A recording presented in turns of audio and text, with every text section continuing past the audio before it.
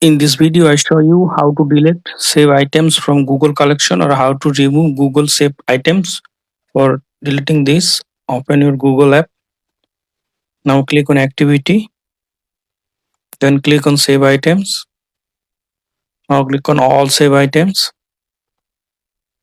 You can also delete one by one. Click on three dot. Now remove.